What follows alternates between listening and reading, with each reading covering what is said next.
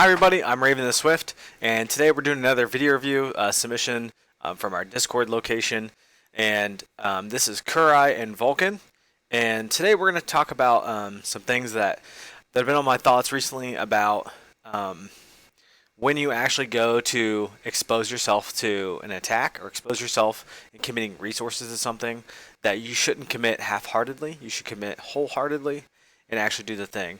One thing about fighting that's relatively true is, say, if I was in a perfect stance and you were in a perfect stance and we were standing some distance away from each other, there's no exposure there. But when I decide to commit resources to something, I'm investing these resources in something. When I go to move, I expose myself and I open myself to possible counterattacks.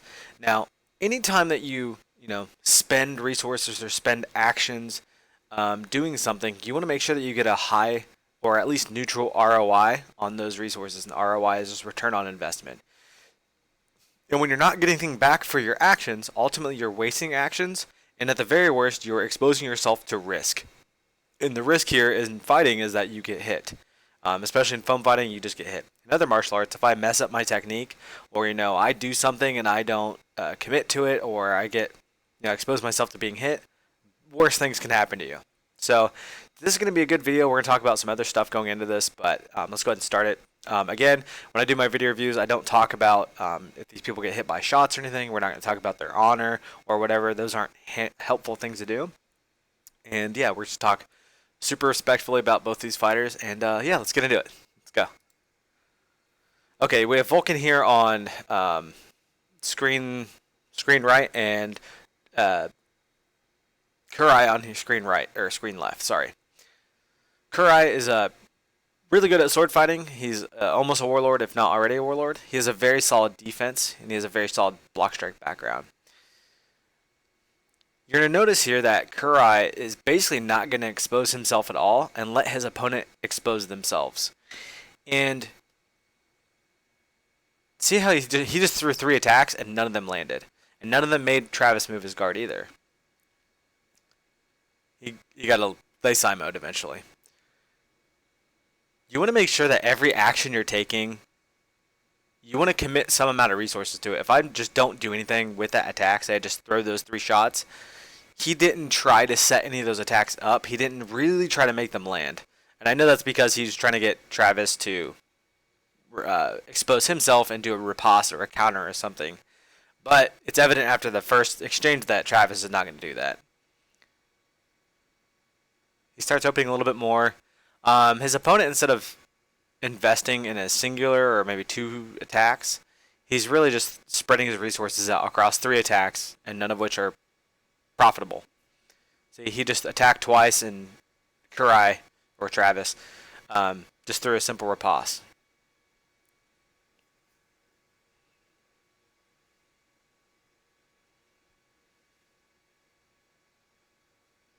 Now, I will say his opponent's doing stuff really intelligently, where he threw those 3 shots and they didn't work, so he just left. There, that was good.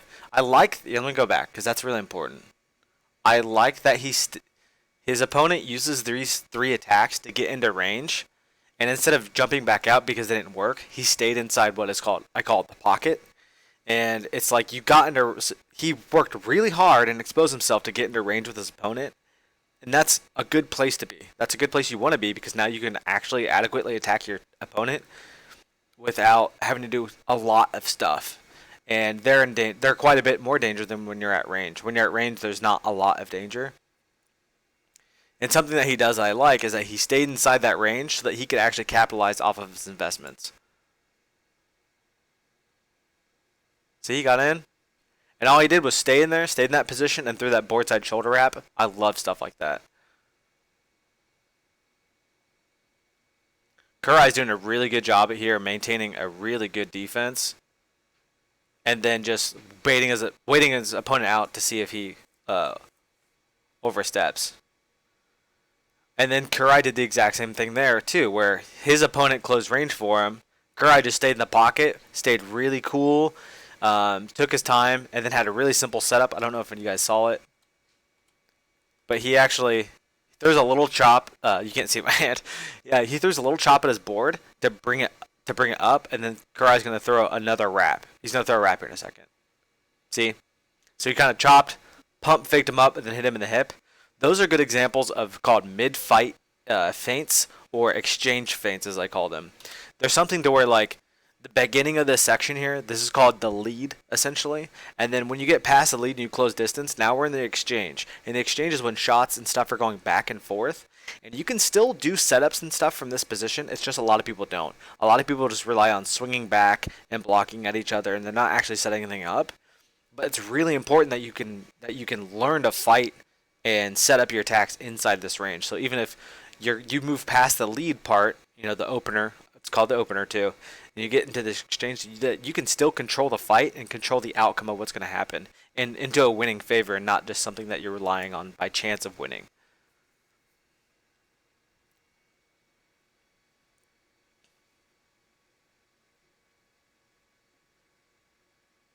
Yeah. So they end up throwing about 5 shots at each other. I think Vulcan should stay a little bit more patient, and instead of just throwing the attack, set up each individual attack. Get a higher return on investment on every time you expose yourself. Because every time you attack, every time you swing that sword, you're exposing yourself.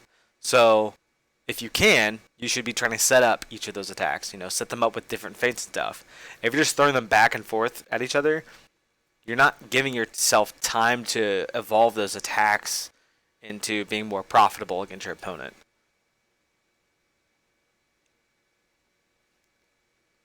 Kurai's doing a really good job here, just using simple movements, simple tools, and stuff like that to become really profitable.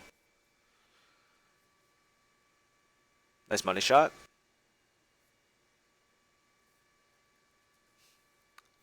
Good call. Good on run, Kurai. Ah, he stayed in that pocket. I would like to have seen. I'm gonna go back real quick. So this is great. Vulcan catches this block. He has his hand high. He enters into the pocket. He throws a boardside shoulder shot. Now, after this boardside shoulder shot, because his weight is a little bit forward, he can't reposition. And really what I'd like to see is if he was a little bit more balanced, that he takes an outside step towards Kurai's boardside hip, and then makes his hip wrap land a little bit better. But because he didn't, the boardside hip wrap landed flat and didn't have an angle of attack. But had he been a little bit more balanced, he could have moved to the outside and actually been able to score a good blow. That was almost a perfect setup, except for that last 10%. Nice cross counter. Even on that cross counter that Vulcan throws right there, I would like for him to step in, because he got Travis to expose. He got Kurai to expose himself, and Kurai was worried about recovering his guard. That would have been a good opportunity to step in and do some of your own attacks instead of backing up. It's important to remain calm and maintain your patience in these types of scenarios, so that your brain isn't bogged down with trying to overthink too much, that you can relax and actually make these decisions. I know it's hard. It's a developed thing. It's a habit. It's a skill to learn.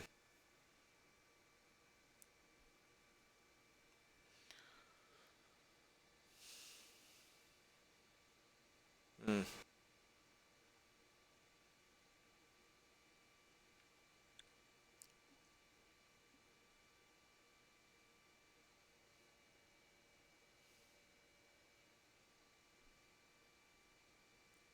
Mm.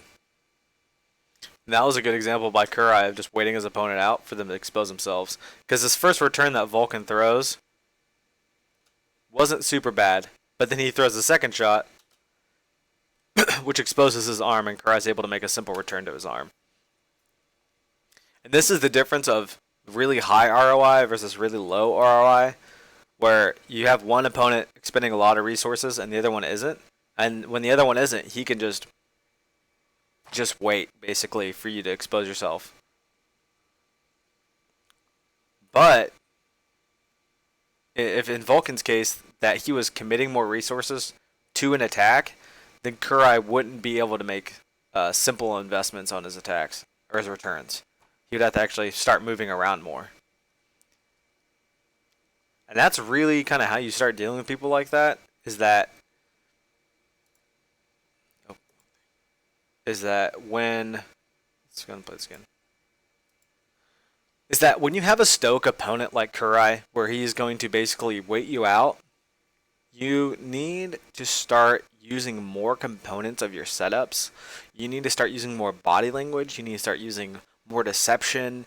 You need to start doing things that you can add into your attack that aren't just throw the attack bigger. Because if you just throw the attack bigger, it's not always going to be profitable. But if I can do more things where I'm moving him more out of position, if I'm positioning myself better, if I'm just setting up and controlling the exchange a little bit better, then Kurai's guard has to start moving around, and then when I can start getting my opponent to do that, then I can start doing other things.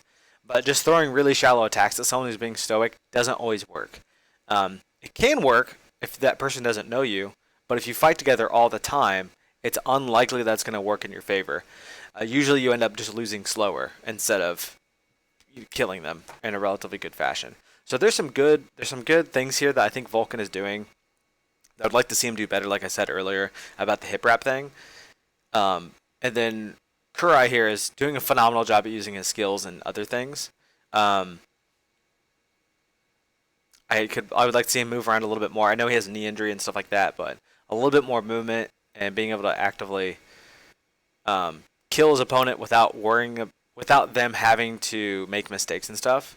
But nonetheless, both these guys are phenomenal fighters and so on and so forth. Anyway, so that's the end of the video. That's the end of our review. Yeah, that's pretty much it. If you guys have any questions, you can always message me on Facebook. You can join our Discord channel that I have a link for in the video. It's called Swift Combat and Fitness.